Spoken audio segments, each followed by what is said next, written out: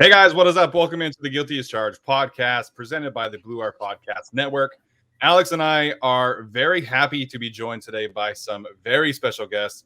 We're doing a Chargers podcast, a roundtable. We have Jake Hefner here from Chargers Unleashed and fellow LAFB co-worker. Jake, how you doing today, man? I'm doing good, guys. How are we all doing? Good. Doing great. We also have Kevin here from Chargers Chat, who is working with Fansided, who is working with Jason Reed. We got a little Bolt Beat presence in the house tonight. Kevin, how you doing tonight, man? Good, man. Good. I'm pumped to get on here and chat with you guys. I feel like we connect all the time on Twitter, and now I can see some faces and we can put it all together. Yeah, absolutely. Looking forward to our chat tonight. And then, of course, we have David. You just told me how to say it, man. I'm really, really sorry. Drogemeyer?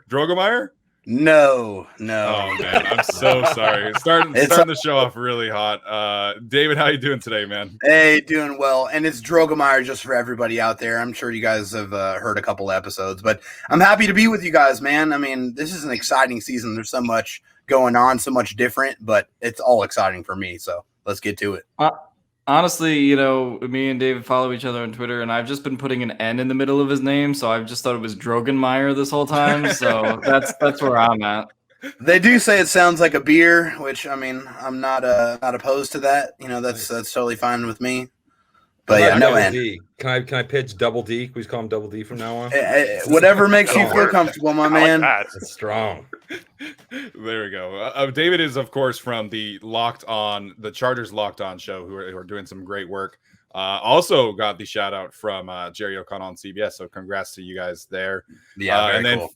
Very cool indeed. So then we got Jason Reed from Bolt Beat, still holding it down over there. Jason, how's it going, man? Good. Little embarrassed that I'm on my phone while you guys are all in your nice podcast setups. I had a plan, and the plan didn't go to planned, so we're left using the phone. So hopefully that's okay.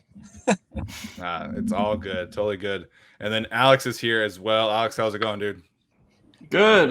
We have all the podcast co-hosts and the guy who edits all my stuff over on Boltby. We have Jason, so it's a packed house. It is a packed house. We all got together for our mock coaches interview back in January. So much has changed since the few of us got together. Brandon Staley, of course, is seeming like a rock star right now. So I figured we start there, just talking about our general impressions from Coach Staley since none of us were together after the hiring. So David, we'll start with you. What has been your general reaction and first impression, if you will, of Coach Staley and this new staff since training camp has gotten started? I mean, a breath of fresh air. I mean, I think that's the biggest thing, is that the past coaching staffs were just terrible communicators. And I mean, they were very old school. They kept everything very close to the vest. They didn't really want to communicate. That they thought that if they let some kind of information out there, it was going to be some kind of competitive advantage for somebody else. And Brandon Staley is the complete opposite. He will tell you what's going on, and he'll tell you, and he's going to go out there and execute it and beat you anyway. He's that confident in himself and his abilities. He's obviously extremely intelligent, and that comes through in every press conference that you listen to. It's appointment listening, truly. It's very different. I mean, I'm still kind of getting used to it, but I think it's a theme across his entire coaching staff is they're all good, strong communicators. You believe them. They're very family-oriented. They really want to make this a collaborative experience between the players. I think it's a complete 180, but one that was sorely needed. Yeah, absolutely. I go back to one of his podcast appearances, I think with Robert Mays. He talked about, he's like, I want the fans to learn more. Like, I want to be more involved with the fans, which is obviously music to all of our ears. Mr. Jason Reed, what are your early impressions of this new coaching staff led by Brandon Staley? I mean, the guy's a stud. Alex gets hate for being kind of the Debbie Downer of the group. I've seen that. And me and Alex are similar in that regard.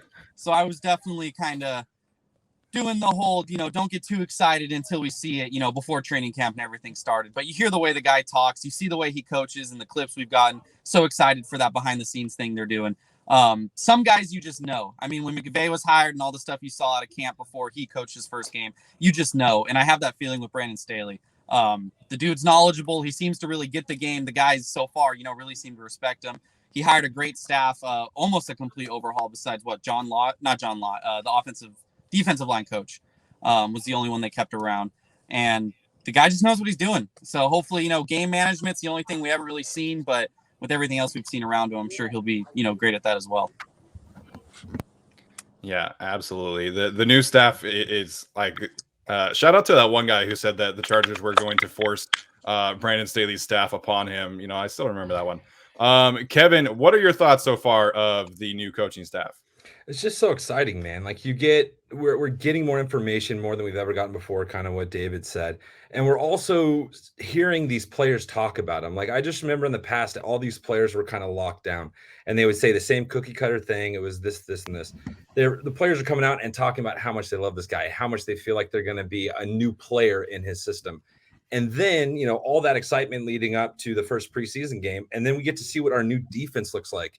And my excitement went even higher than what I had just by seeing his, the mic'd ups and all that stuff. Like you can't tell me you see the mic up and you're not jacked every time he's talking to his players. Like I'm ready to go through a wall. I'm ready to do whatever that guy wants. So I'm beyond excited for this season and for Brandon Staley. For those who are listening and not watching, I had to chuckle because David over here is doing the bust through with the fist from 22 Jump Street. Shout out to David there. Jake, man, what are you making of Brandon Staley and this staff so far? I kind of have to go off of what Jason was talking about. Just when we went back to doing our coaching carousel and doing our mock things as far as who we thought, and a lot of us for the longest time thought it was going to be Brian Daboll that was going to be the real nice selection. And what a pleasant surprise this has been from Brandon Staley. I mean, he has just arrived on the scene with a philosophy, with a communication standpoint, with a perspective of wanting to connect with his players on such a more personal level than we hear most coaches even talking about. I mean, you go back to the last 3 coaches that the Chargers have had since the Schottenheimer era, and you look at Norv Turner, you look at Mike McCoy, you look at Anthony Lynn, and while all of that seemed okay at the time just because it was a new change and we thought it was going to bring something different, it wasn't. This actually feels different. To listen to him talk, his philosophies, his developmental perspectives that he brings to this team, what he wants to change about it, the coaching staff that he's put around him. I mean, it's the real deal. It's no joke. And I know we haven't even played week 1 yet, but damn, this feels good. It really does, man. I'm so excited for the All In series that they're going to be doing on YouTube. Oh, yeah. That looks so great. The catchphrase that he said the other day, he's like, nothing fucking casual. Excuse our French, but love that catchphrase so much. We're going to throw this shit down the field. I mean, come on now. How could you not love that? Oh, man. Music to our ears. Alex, any final thoughts here on Coach Staley's staff before we move on to the nitty-gritty conversations? Yeah, I mean, I echo a lot of the same sentiments. It's different, I guess, when any coach comes in when they can just say, oh, well, I'm going to do this, this, and this. But so far, Brandon Staley has kind of walked the walk, right? He wants to be a more analytically kind of driven decision maker. That's something that I've really appreciated about him. And I was sort of prepared, when the Chargers leaked that thing to Schefter and they were like, yeah, we're totally going to hire Brian Daboll. And then they didn't. So I was prepared for that. But, I think that going in this direction, there were definitely arguments that could have been made that were pro Daboll, right? Like the development of Justin Herbert and all that. But I think that he and the defense will be just fine with this hiring. And I think they're in a position to do well this year. Yeah, absolutely. A lot of excitement for this coaching staff. Definitely have to see it, like Jason said, in terms of game management. But I think this is, trending upward, as Coach Lombardi would say. So it's only right that we talk about training camp. The Chargers are preparing for their final practice, which is crazy to say, tomorrow against the 49ers. So I wanted to talk about the biggest winners and losers of training camp. Of course, it could be a coach. It could be, Justin Herbert, if you want to go that route. But someone who has really elevated their stock and then someone who has really hurt their stock. Jake Hefner, we'll start with you on this one. Who do you think is the biggest winner and the biggest loser of training camp so far? Oh, man. I mean, let's start with winners. We've heard about it in the stories as far as who's related best to the new defensive coaching staff. You have to go Kaiser White. I mean, this looks like the guy that we saw bust onto the scene just a couple years ago. whatever is in the water, he's drinking it and he's loving it right now. So the plays that he's made in camp, I can't wait to see him actually do this in games. He just seems to be all over the field when it comes to the defensive standpoint. To see what him and Drew Tranquil did in the first preseason game was awesome. Does anyone need to see them the rest of the preseason, by the way? I think I'm good on that. No, right? we're done. I think we can definitely back them away. We're good. Biggest loser, unfortunately, I think it has to be Joe Reed. And I really feel for Joe Reed right now, just considering that everything that we thought was going to be installed with Brandon Staley coming in, you think like, okay, when he was drafted, how we were going to use him as a gadget player, especially on special teams. And he essentially has just been completely eliminated from both the offense and the special teams roster. As a returner, it perplexes me that they have not even given him any reps in practice. Austin Prohl has essentially yanked that position away from Joe Reed. And especially now with him arriving in practice in a walking boot, I just think his chances of making this roster are pretty close to zero, unfortunately. Yeah, and just to follow up on Joe Reed's health, it seemed like most of the injuries today were basically non-issues, but Joe Reed's status is TBD for those who are curious there. So let's move on to Kevin here. Kevin, who are your biggest winners, or who is your biggest winner and biggest loser of training camp so far? Well, the biggest winner for me is just the one video I saw online. I think we all got really excited about was the one-on-one with Rashaan Slater and Joey Bosa, and how Rashaan Slater just he was already coming in touted as he's going to be our guy, but we haven't seen him against NFL talent. He had a year off, all that stuff. Comes in, is just really holding his own against our top players, and then you see what he does in that preseason game. Beyond excited. It's like a double whammy thing. So I'm so excited for him because he's going to make Herbert that much better, who I'm extremely excited for. So I think he's definitely my number one most excited seeing in this camp.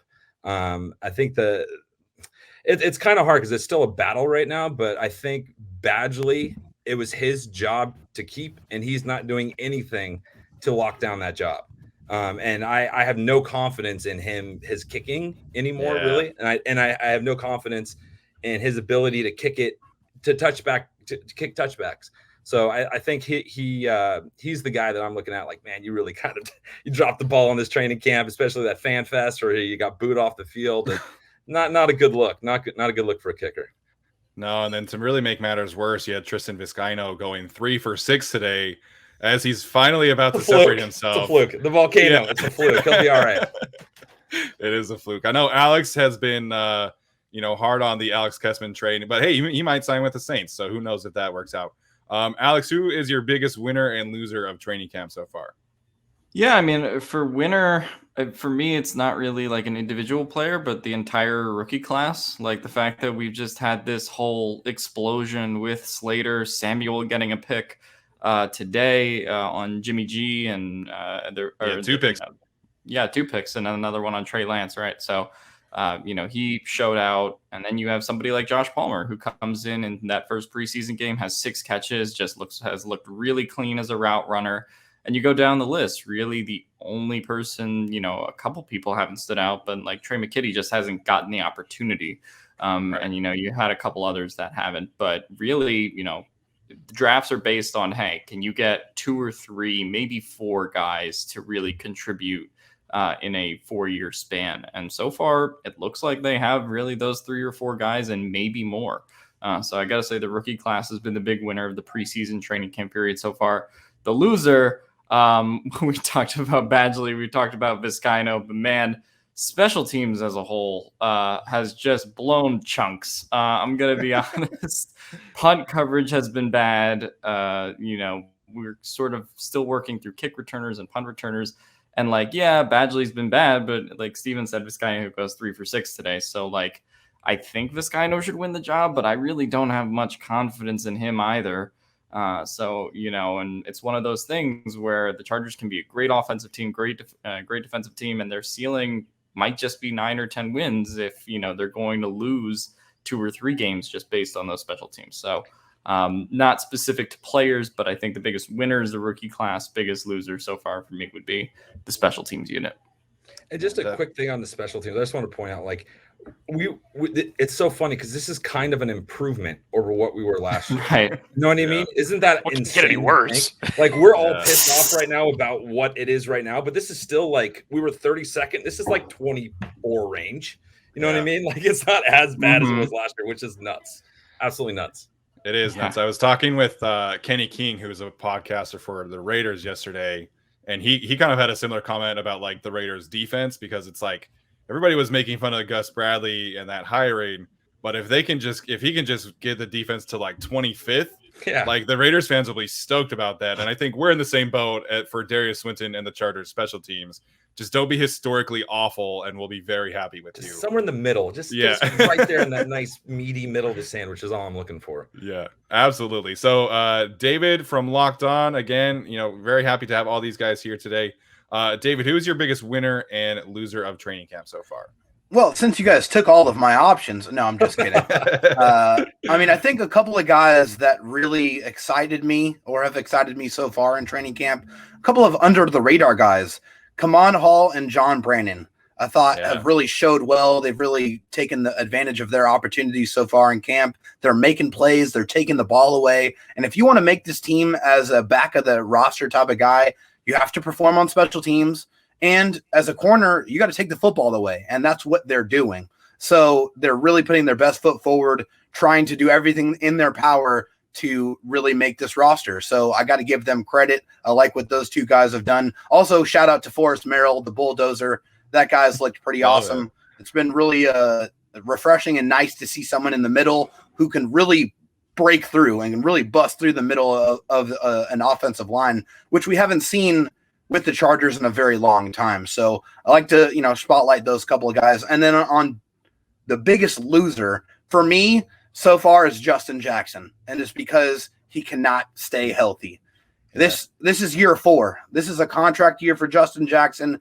He had no injury issues whatsoever at Northwestern. So that's why it's so perplexing to see him not be able to stay on the field. We all know, I think we all can agree that when he's on the field, he is productive. But availability is one of the best abilities. And if you can't be on the field, you cannot help the team. And with Larry Roundtree kind of breathing down his neck, I think at this point, he should feel very uncomfortable. And this is why he's one of the bigger losers of camp so far. Absolutely agree with that one. And we'll have to see. I do think that Kelly or Roundtree would really have to continue to play well to push Jackson out of a spot. But, I do agree that he's definitely been a loser this week. So, Jason Reed, who is your biggest winner and biggest loser of training camp so far? Well, like David said, all the good ones are taken. I was preparing to go last because I thought this might be a problem. So I'm going to go with the interesting one. I'm going to say Derwyn James, which might be a weird pick. Derwyn, obviously former All-Pro. People love him. Charger fans love him. It's been good not only to see him stay healthy. He's a winner for that reason, obviously. But to see him be Derwyn James again. The way the things we're seeing from camp and whatnot. He is Derwyn James. Now, I know a lot of fans were expecting that, but me, being kind of similar to Alex, I was a little worried about Derwyn James. Not that he'd be a bad player, but, you play 5 games in 2 years, you're a little worried. How is he going to respond, especially from getting, another knee injury last year? So it's been great to see him just be Derwyn James. So he's a winner just for that. I didn't think he was going to be terrible, be bad, but you do worry about those things. As far as a loser, I was going to piggyback off of Justin Jackson because I was going to say Justin Jackson and say Joshua Kelly, but that might just be my Joshua Kelly bias coming out because you guys know I'm not a big Josh Kelly fan. Hated the pick when it happened. Still hate it, a year and a half later. And I'm just going to say him because with Justin Jackson's injury, he had a prime opportunity to maybe take the job, especially as a year or two back, learn in the offseason and whatnot. And as it stands right now, I'd rather see Roundtree over Josh Kelly. I don't know. Maybe it's that bias that I'm looking through, but I don't think I'll ever like Josh Kelly unless he really makes me eat crow. Oh, man. You don't think you'll ever like him? Oh, man. Maybe if he changes his name to Joe Reed, and then they could swap. My dad just bought a Joe Reed jersey, so I'm kind of bummed out about that. Bummer. It's like I got that Murray jersey and he changed his number. It's like, what do I do with this? What do I do with this 56? There's no need for it. Yeah, so for some background, my last name's Reed, and then our favorite number is 12, my dad and I. So it's perfect. So that was meant to be then. Seeing him. Well, you could just tell people that it was a custom jersey then. Yeah, true. And if he gets cut, I'll get it for clearance. So it's like a cheap custom jersey. True that. So I'll wrap it up here. I was gonna say John Brandon as well. It's hard to argue with a cornerback who's making that many plays. But I'm gonna go. Biggest winner is Donald Parham. I think the big fella who I still refuse to believe is only 6'8". Has been cooking some dudes in practice, and really like in the clips that we've seen, he's showing off some nice nuance as a route runner and getting a lot of love in the red zone from Justin Herbert and Chase Daniel for that matter. So I don't know if there's a prop bet for Donald Parham touchdowns, but if there is, I'm definitely taking the over. And then loser, I mean, it's hard to really say anyone else that you guys have mentioned, but I guess I'll throw an Easton Stick there just to be on brand for us. Don't really see how he makes a roster at this point. All right, let's talk about some potential breakouts, some potential first-time Pro Bowlers. We had a great conversation on our show about this, and I think this will be very interesting here to get your guys' picks for some potential Chargers to make their first Pro Bowl breakout, whatever you want to take it in that area. David, we'll start with you on this one for your potential breakout pick.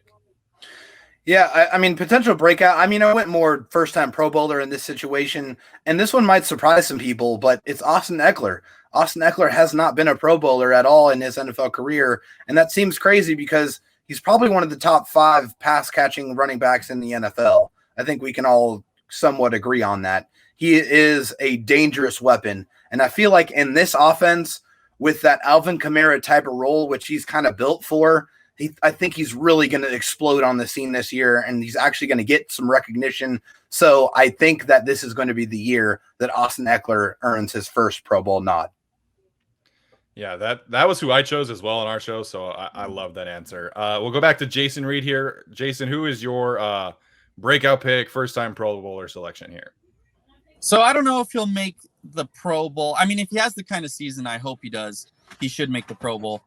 I'm going to go with Michael Davis because I think it's a bit of an interesting pick. Maybe someone else had him. We haven't seen much about him in camp in terms of, compared to like Asante Samuel Jr., all the positive clips and whatnot. But you look at Michael Davis, he's gotten better every single year in his career. He's got the traits to make an elite corner. He's got the elite speed. He's got the size that those fast guys usually don't have. And now he's playing for the best defensive coach he's ever had. I think, this camp, again, it's been a little quiet on his front, but maybe it's the calm before the storm. I really like Michael Davis. I'm glad they re-signed him. I remember Alex saying he was the most important person for them to re-sign, and I think he was right in hindsight. Even if I disagreed with him then, I might have. I don't remember. Michael Davis, that's going to be my pick. Alex, I think that was your answer on our show. Sorry, Alex. It looks like Alex is frozen.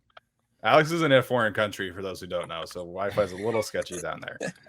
Oh, we got him? Nope. Okay, we'll move on. Jake Hefner, who is your answer here for potential breakout Charger? We bounced around this question just over the last couple of months, and early on, I would have gone in Uchenna Nwosu with Melvin Ingram going out and how he would come into this defensive system, especially away from Gus Bradley, who only decided to use him 17 or 19 snaps during a game. But I've kind of gone away from that, and it's tough. I mean, I think the opportunity is going to be there. He definitely has some competition with the way Kyler Fackrell and Chris Rump have been accelerating very fast with this team.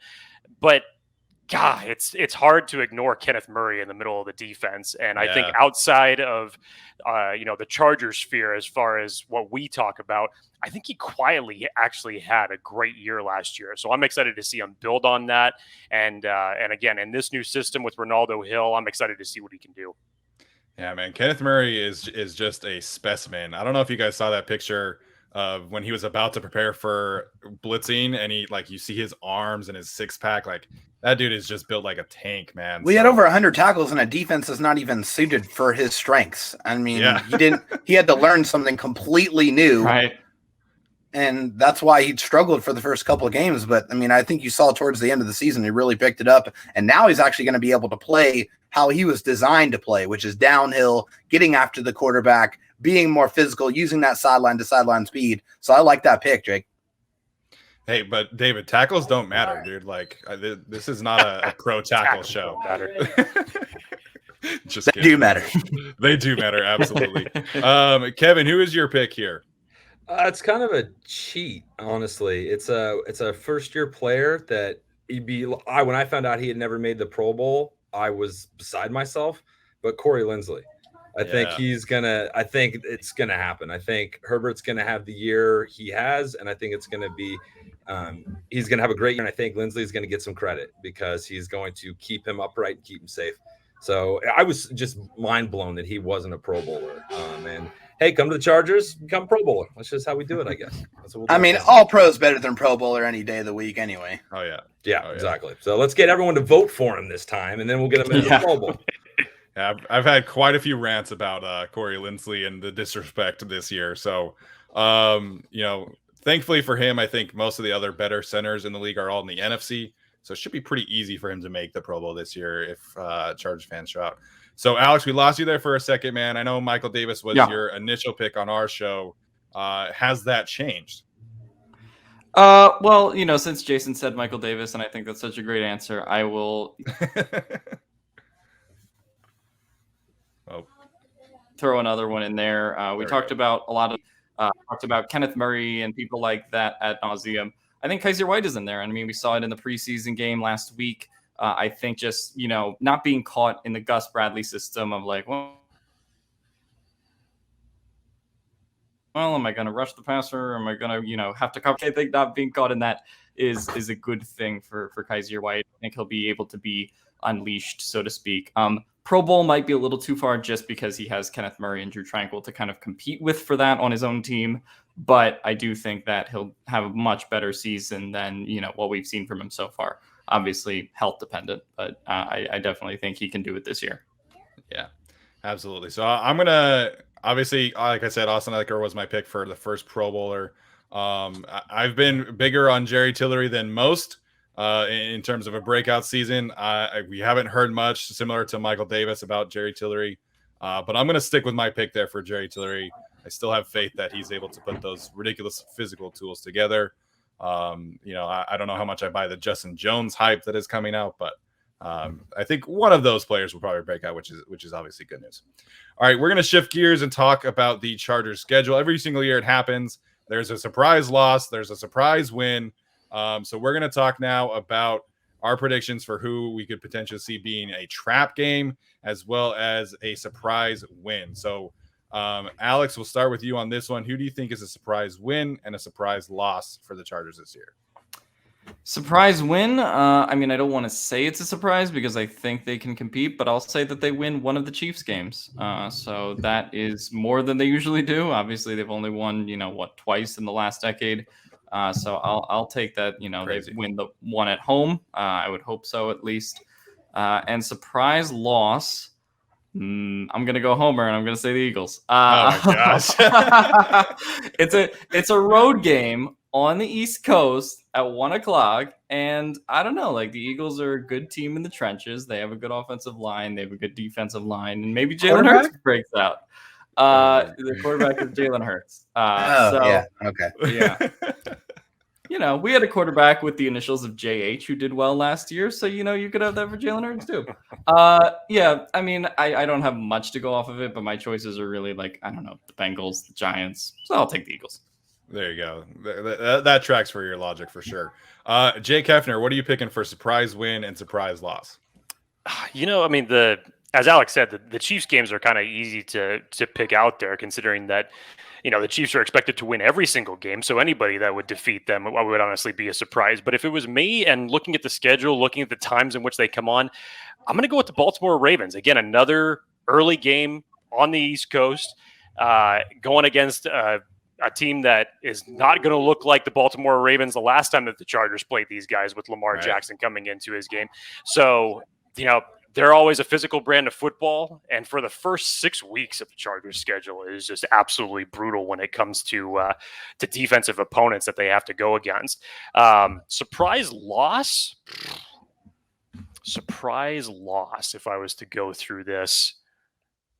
God, when you start, maybe it would be poetic justice if Tyrod Taylor and Justin Herbert went against one another in Houston. Maybe that would be the most possible surprise loss if Tyrod Taylor was able to pull out a W in that game. So yeah, let's call the Houston game.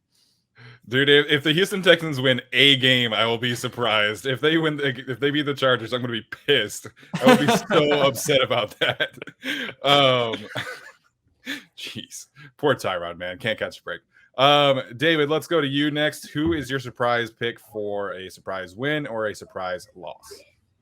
Yeah, so I think surprise win for me is the Patriots game because they deserve it. The Chargers have to get some get back. Okay, Yeah. They got their asses beat last time. The only one that really showed out in that game is Kenneth Murray. I think that was his coming out party. He played extremely well. It didn't matter what the score was. He was still racking up those tackles, and he was all over the place. But the Chargers were thoroughly dominated in that game. There was another game where they were very confused offensively going up against that defense, that Bill Belichick defense. Same with the Dolphins. They used a lot of exotic looks, and Herbie just really wasn't at a point in his development to where he could identify those and try to get them in the right plays. So I think now he's much more well-equipped to be able to identify what they're trying to do to him. He also has the benefit of Brandon Staley to help him identify that. I think the offense is going to be much more efficient, so they're not going to really have to worry about throwing the ball a bunch of times. I think they're going to be able to run more efficiently, and that's going to make for a much better game. So I think the Chargers are going to beat the Patriots this year. And for me, surprise loss, I think this is kind of a trap setup with the Giants and the Bengals. So I think, and I hate to say this, but I think the surprise loss is probably the Giants. And it's because, they're going to probably breeze through the Bengals. I know, they're pretty solid, but they made a huge mistake not adding to their offensive line this year in the draft. I think that's going to come back and bite them. So I think the Chargers are going to beat the Bengals. They're going to be very confident. And then as they go play the Giants, I think they're going to slip up and they might lose that one. So that's going to be my surprise loss. Well, I think I might be at that game, so I hope that they don't lose that one.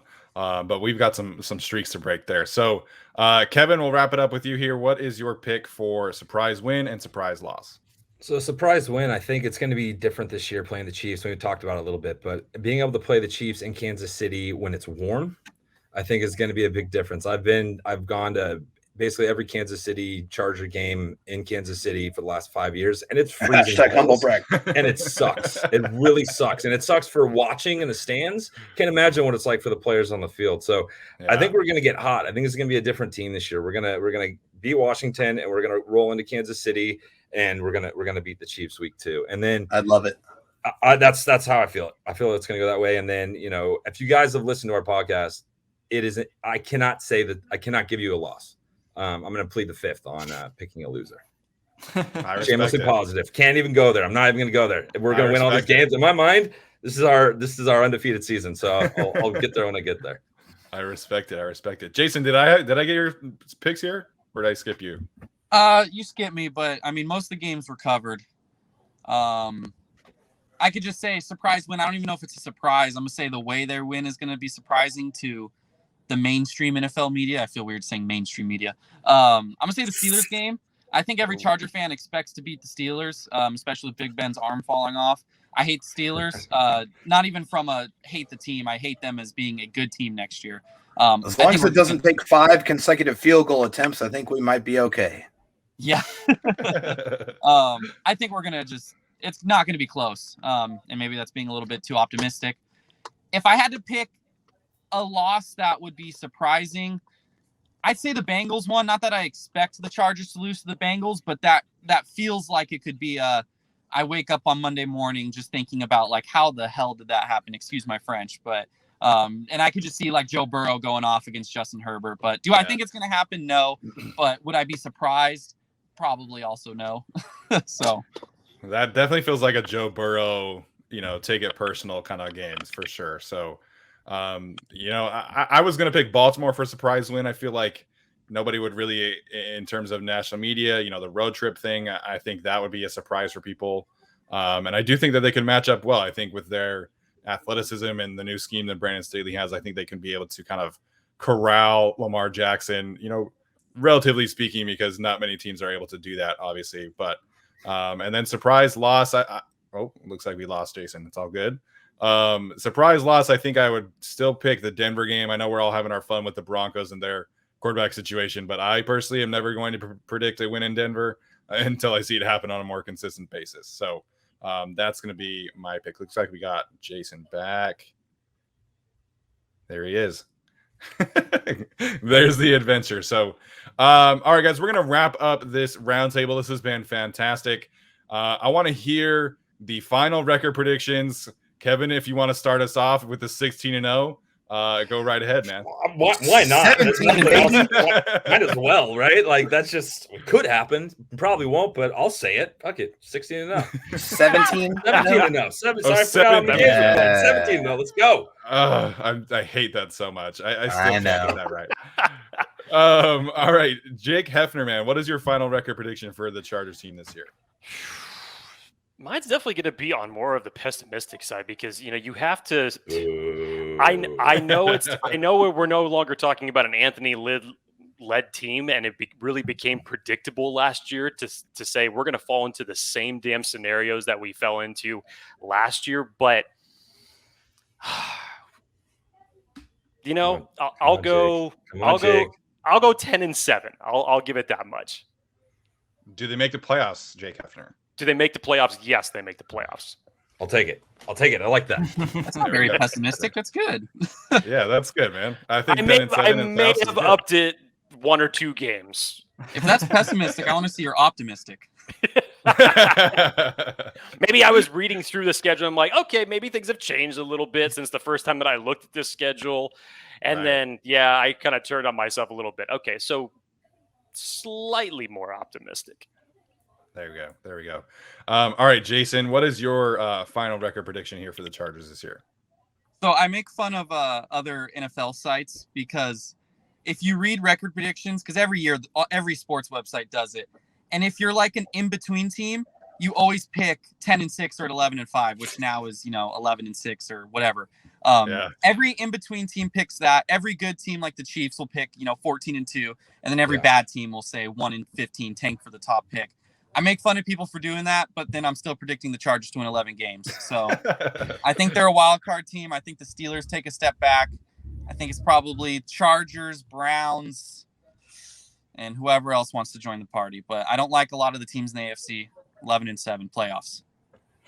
Well, man, the AFC I think is pretty loaded this year, but we'll have to see about that. I'm higher on the Steelers than most are. It seems like I certainly could see them taking a step back, but a lot of people talking about them having a losing season, and I just don't buy it. So, David, we'll go to you next. What is your final record prediction for the Chargers this year? Well, I've already put my record prediction out there on Locked On. As far as Locked On NFL Today, they had me as a guest on there, and I already put mine out there, so I have to stick to it. I did say that I believe this team is very capable of winning 12-plus games. I know that might seem crazy and might seem overly optimistic, but I think they have all the elements in place to where they can do that. But I'm not going to go quite that far. I am going to go 11-6 because I do feel like this is a very good football team. But the Chargers are going to Charger at some point in this season, and it's inevitable. So I can't go quite that far, but I feel very good about 11-6. Yeah, we had Robert Mays on our show a couple of weeks ago, selfish plug. And one of the things that he said that we really liked is that the Chargers, like, the ceiling is crazy high, right? Like, this team really has the talent to win 13, 14 games. It's just that the floor is there's so much variance there. I'm just scarred, man. I'm just scarred. Are they going to be able to close out games? I don't know. Are they going to be able to make field goals? I don't know. It's just there's so much we think is going to happen, but we have to go see them do it. Yeah, especially that second part about the field goal kickers. Alex, wrap us up here, man. I know you were actually the more optimistic prediction of the three of us, which was quite a turn of events. Has your record prediction changed at all? Yeah, so I've watched about 2 weeks of the Chargers special teams, and I'm downgrading it from 11-6 to 10-7. So I will ride the not too pessimistic, not too optimistic line. I definitely think they're a team that's on the upward trajectory. You have a lot of reasons they could win games, but like we said, you're not a elite tier team until you learn how to close out those games, and that's going to be something that's really important this year. And like Jason Reed said, I've written, pretty much, a bunch of the 16-game record prediction articles on Full Feet. And I'm like 9-7, 10-6. So you know what? Let's add to the list and go 10-7. There we go. I on our show initially had 10-7 as well. I'm going to stick with that. I think if we had a little more certainty about the special teams, I probably would elevate it a little bit more. But I do expect this team to push for the playoffs. I don't know about everybody else. I know I asked Jake, and obviously Kevin predicting 17-0. The Chargers definitely making the playoffs in that situation. Jason, do you expect the Chargers to make the playoffs this year? It looked like he was. You're on mute, Jason. Oh, yeah. I think it's going to be us. I said us, the Browns, and a third team, not the Steelers. There we go. That was my choices. David, if you've got 12 wins, I'm assuming that means you expect, or potentially 12 wins. I assume you're expecting the Chargers to make the playoffs as well. Yeah, especially with the extra wild card spot this year, I think there's no doubt that they make the playoffs this year.